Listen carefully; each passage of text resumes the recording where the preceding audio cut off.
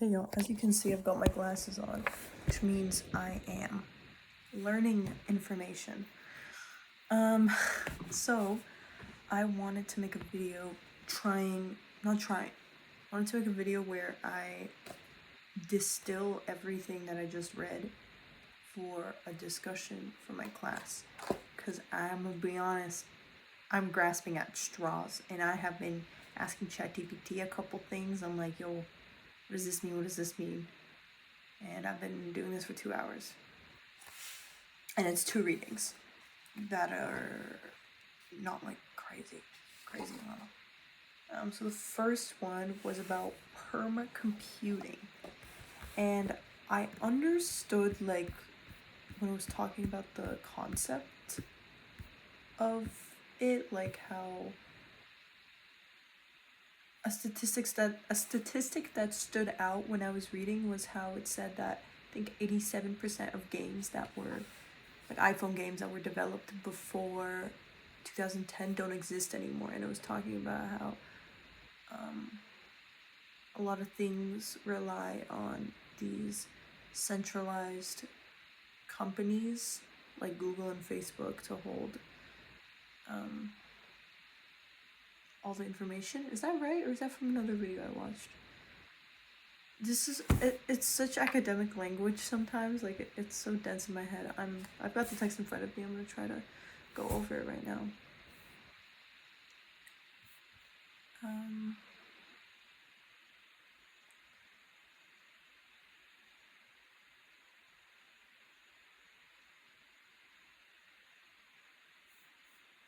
So the author of this perma-computing article, she said that she was inspired by permaculture, and she was defining the term by something that has a strengthening effect on the ecosystem. So I guess when you put that in context with computing, the kind of computing that strengthens an ecosystem. And sustainability she defined as something that is able to do something for a sustained amount of time. So using that, perma-computing is sustainable perma-computing is being able to compute for a sustained amount of time and strengthen the ecosystem of the computers. Like, I'm trying. So she talks about how she's interested in computers as a tool of creation, and she doesn't consider like services or apps because she didn't create them. She's talking about open specs and on building knowledge to write your own software. And this is where I got a little bit fell out of my waters. Can you see the thing through my glasses? You can see that. Actually, it's a good idea to skim this text again, because I swear I took notes. I have like 3 pages like this, but it's all kind of scattered. Because my goal, yeah. So she's trying to explain to us to the reader, how she wants us to be excited about developing our own systems. And she talks about the importance of knowing exactly how we go from A to B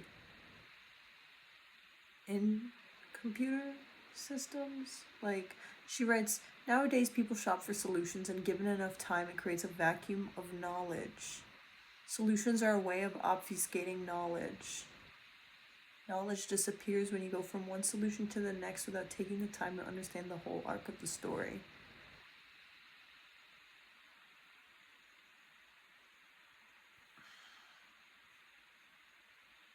I understand that, but I'm not sure how to paraphrase it. She says it so well. Like, you can't, if you don't know like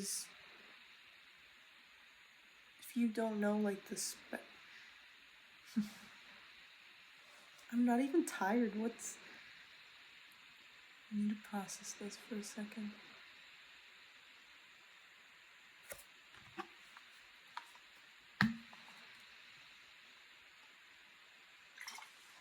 I guess it's like putting a band-aid.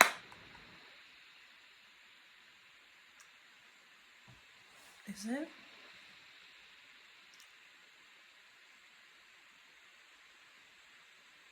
It's like, let's say you just get random cuts. And you just put a band-aid over it until it heals, and then you get another random cut.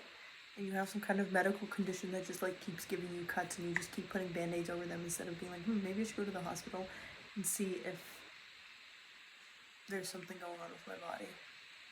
You know what I mean? I guess it makes more sense if we talk about like pimples. Like you have like a pimple coming up, and you just put like a pimple patch on it, and then another one comes up, and then it turns out that it's a much deeper problem. But because you didn't have the knowledge.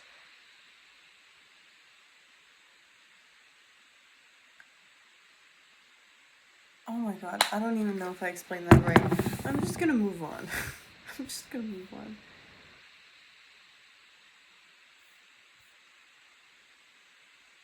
She defines elegance as articulating the value of absence. Let's sit with that for a second.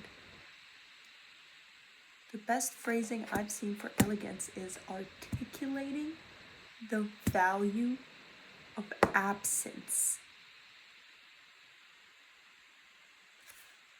To me, like, I can feel what this sentence means, but I can't explain it.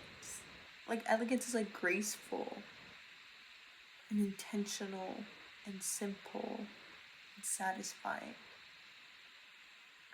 Articulating the value of absence.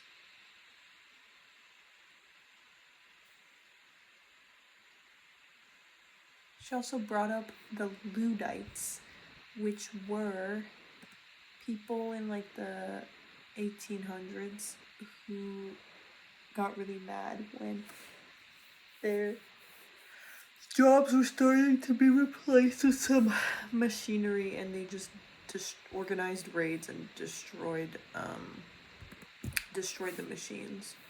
She was talking about how they wanted more autonomy, and I guess that ties into the computer permacomputing idea, because she wants us to think about how we can have more autonomy over the computers, over what we do on the computer. I guess how we design on the computer, because this is like design. This is for my graphic design class, on how we design with computers. That's actually what the second text I read about. I'm honestly have no idea what I'm talking about. Like, none.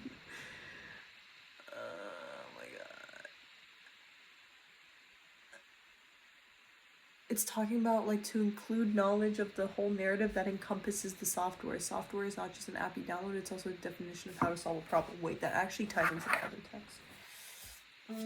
Let me write this down. What does it say? Software.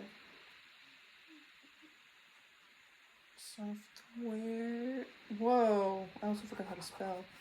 Software is not just an app that you download.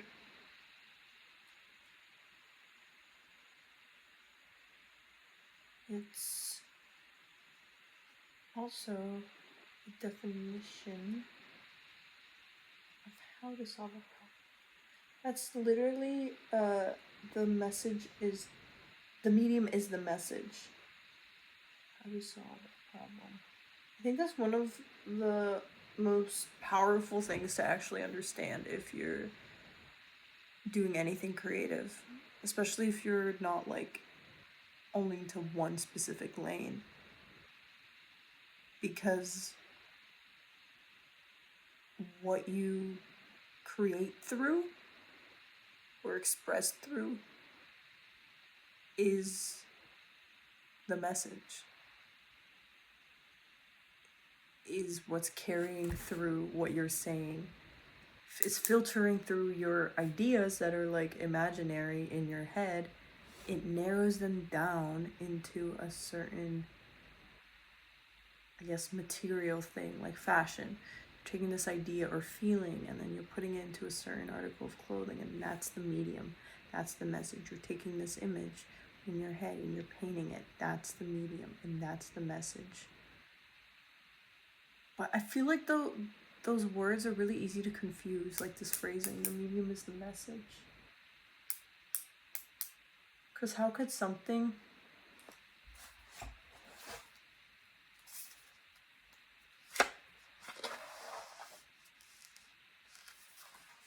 I think ChatGPT said it best.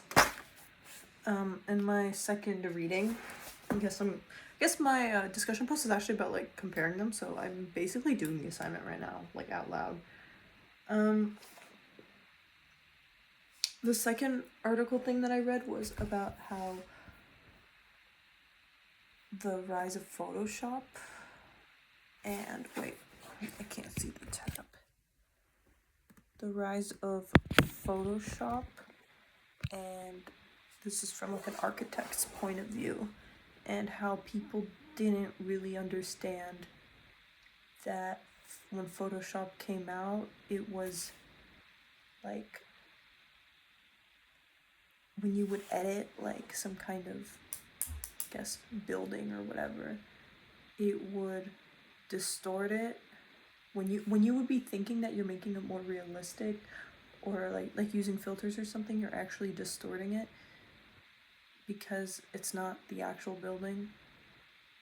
That's what I was saying, and that sounds so simple when you say it, but the jargon, the educational, the formal language, so damn confusing. And I'm actually trying not to use ChatGPT, but goddamn.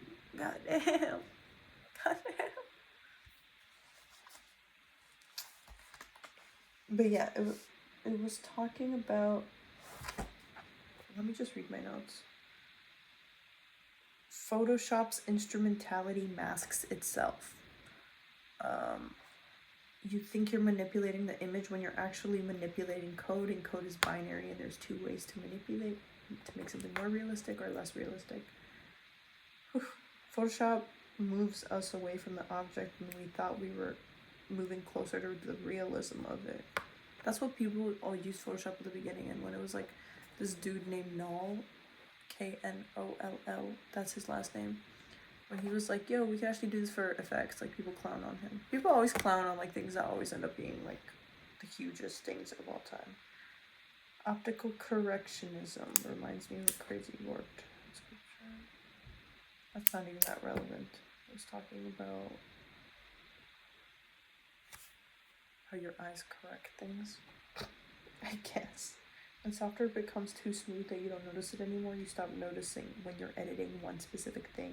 And this is exacerbated by the whole Adobe Cloud thing. So like being able to move files from like video editing software to Photoshop and vice versa, and all like moving things across the software, you're not consciously being like, oh, I'm editing right now, or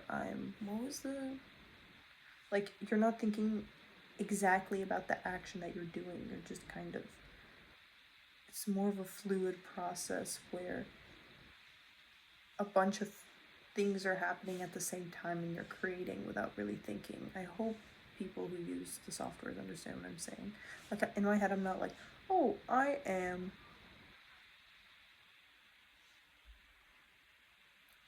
not like, fuck, this is so abstract. This is so abstract. Like, I actually don't know how to talk about this.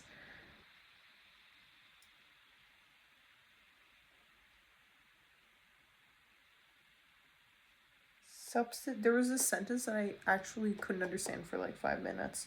I kept rereading it. And it's talking about substituting information for content. And I'm like, what does that mean? Because content in my head is like social media content. It's not like content of like real raw life. That's what content means in this context. So substituting information for content, substituting is putting bits of data like code and replacing real life stuff with bits of data and code, which is what happens when you open Photoshop and put something into it, right? I guess in the context of architecture and photography, I guess too. If you're not aware when reality becomes distorted, you lose perspective, agency, autonomy, and critical thinking. It's dangerous in an architectural context for sure, because you're building, or you're editing and you're brainstorming buildings, and you know that shit can have repercussions. Building collapse. That's not a word. Buildings collapsing. Challenge of identifying a software biases. Oh, so the lady who was writing this one, I think it's a woman. You can kind of tell when a woman writes an article and a man writes an article. This is a woman, I think. And she writes that one of her... Wait, someone come into my room.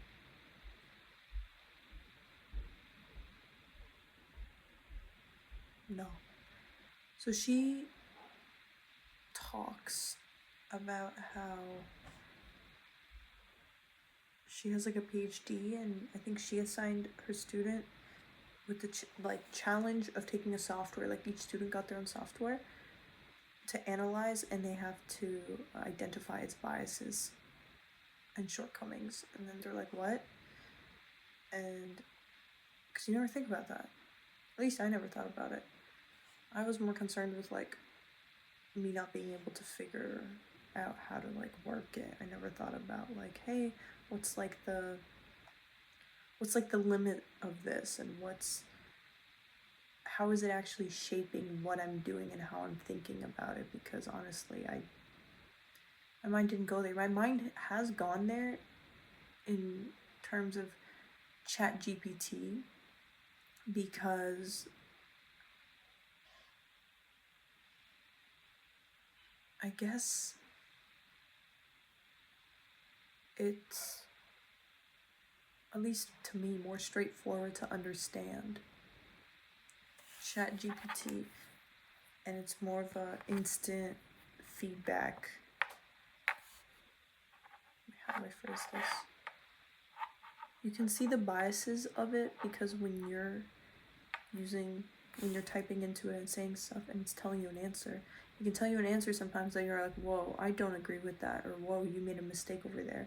And then that naturally got me questioning, like, hey, maybe chat doesn't know everything, or maybe like it is not coded very well, and what kind of biases do the coders have because I don't agree with this answer.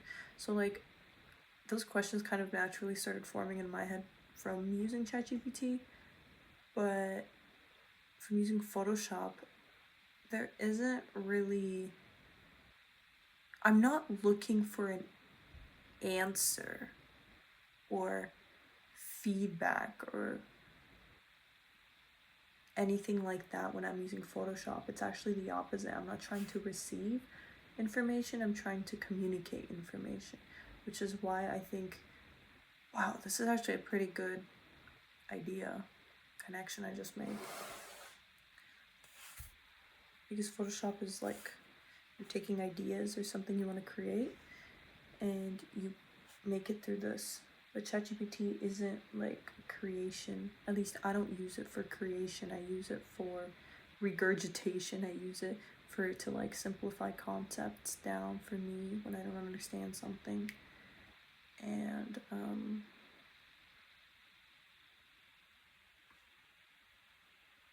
so it's easy to see.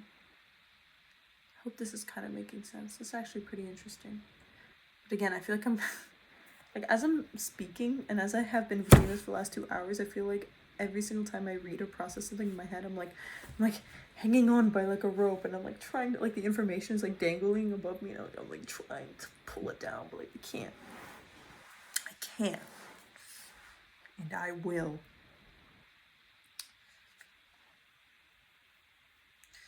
Yeah, chat helped me break it down on like how design isn't just like your intention with it. Design. I'm busy. I'm making a video. I'm busy. Ты бы не портила себе глаза в таком освещении. I'm not. Включи вторую лампу. Okay. Тебе нужны какие-то термины? No. Помнишь, когда ты... I'm busy.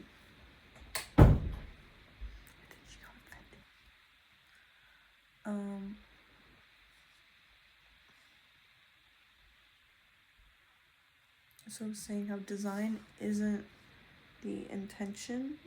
Design is the intention plus the software behavior. So yes, software that you use, this light that she told me to turn on doesn't even do anything. She's saying how it ruins my eyesight. Does this even do anything? Actually a little bit. She's bright.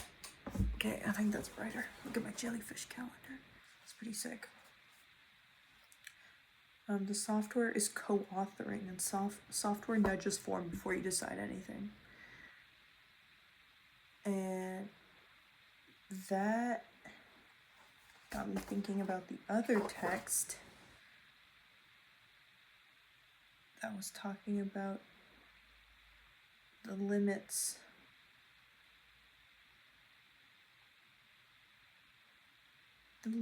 of like the software and applications that we use and how they limit our perception and our thoughts and our ideas and creations.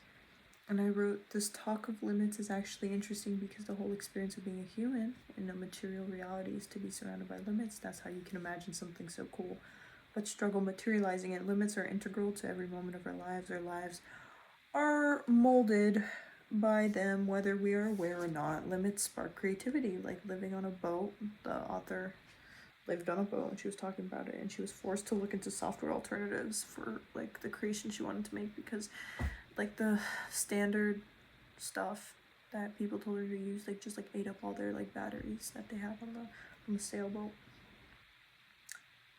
Yeah, software is not just an app that you download, it's also a definition of how to solve a problem. And again, I think I wrote the software is the message.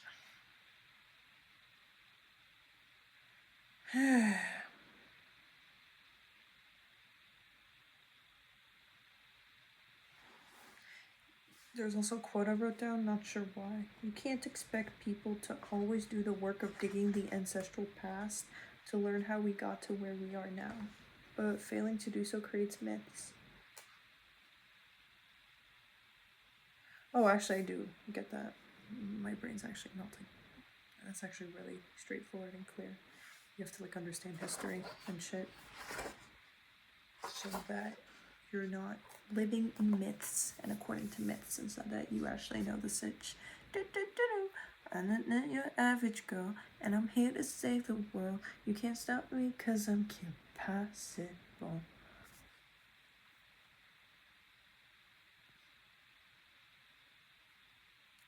That's pretty much it. ChatGPT did give me a really good breakdown and said that the image is evidence of the thinking and the software is the thinking environment. I feel like I'm saying the exact same thing over and over again. Like English, and it gave me another example, like English being the medium of a poem, it's got constraints and biases that like other languages don't have. / do have. Like if you wrote the same poem in a different language, it would be completely different. Depending on how different the language is, but it would be different in some ways for sure.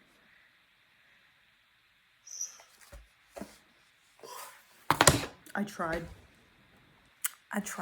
I'm gonna go type my discussion post and submit this.